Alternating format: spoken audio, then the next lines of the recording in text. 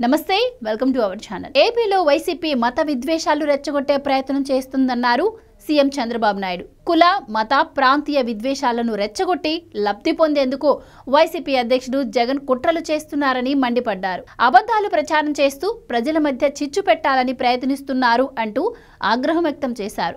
రాజకీయ ప్రయోజనాల కోసం వైసీపీ నేతలు 3 మతాలను వాడుకుంటున్నారని, తిరుపతిలోని గోశాలలో గోవులు చనిపోయాయి అంటూ టీటీడీ మాజీ చైర్మన్ కరుణాకర్ రెడ్డితో దుష్ప్రచారం చేయించి హిందువులను రెచ్చగొట్టాలని చూస్తున్నారన్నారు చంద్రబాబు.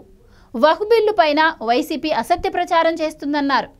ఇక పాస్టర్ ప్రవీణ్ మృతిపై వైసీపీ వివాదం చేయాలని చూసిందన్నారు. ఇదంతా కుట్రలో భాగమేనన్నారు. ఇలాంటి కుట్రలను సమర్థంగా తిప్పికొట్టడంతో పాటు ప్రజలను చైతన్యవంతులను చేయాలన్నారు. తెలుగుదేశం పార్టీ అన్ని మతాలను సమానంగా గౌరవిస్తుందన్నారు చంద్రబాబు. జగన్ క్రిస్టియానిటీ తీసుకున్నారని అది ఆయన ఇష్టమన్నారు. కానీ జగన్ తిరుమల వెళ్ళినప్పుడు అక్కడి ఆచారాలను పాటించాల్సిందేనన్నారు చంద్రబాబు. డిక్లరేషన్ ఇవ్వను, సంతకం చెయ్యను అంటే భక్తుల మనోభావాలను దెబ్బతీయడమేనన్నారు ఆయన. ఉప ముఖ్యమంత్రి పవన్ కళ్యాణ్ సతీమణి అన్నా లెజ్నోవా తిరుమల వెళ్లి అక్కడ ఆచారాన్ని గౌరవిస్తూ డిక్లరేషన్ ఇచ్చారని గుర్తు చేశారు. తలనీలాలు సమర్పించారని, అన్న ప్రసాదానికి విరాళమిచ్చారన్నారు. అన్ని మత విశ్వాసాలని గౌరవించడం అంటే ఇదేనని ప్రశంసలు కురిపించారు.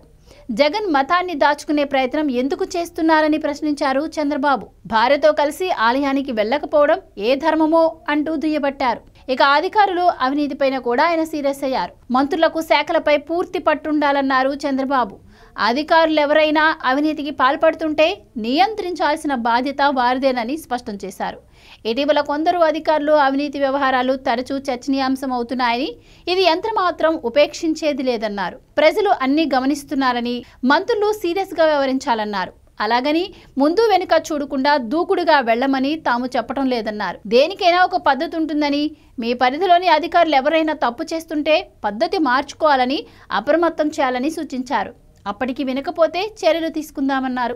రెవెన్యూ శాఖలోనూ ఆయన ప్రక్షాళన చేస్తున్నట్టు చెప్పారు. ప్రజల నుంచి వస్తున్న ఫిర్యాదులు, అర్జీల్లో ఎక్కువ రెవెన్యూ శాఖే ఉంటున్నాయన్నారు చంద్రబాబు. దాన్ని ఎలా ప్రక్షాళించాలో అర్థం కావటం లేదని, ఎంత ప్రయత్నించినా మైలేజ్ రావడం లేదని ఆయన వ్యాఖ్యానించారు. రెవెన్యూ సమస్యలపై దృష్టి పెట్టాలని సూచించారు. రెవెన్యూ వివాదాల్లో, భూ సమస్యల్లో పోలీసుల జోక్యం పైన ఫిర్యాదులు వస్తున్నాయన్నారు.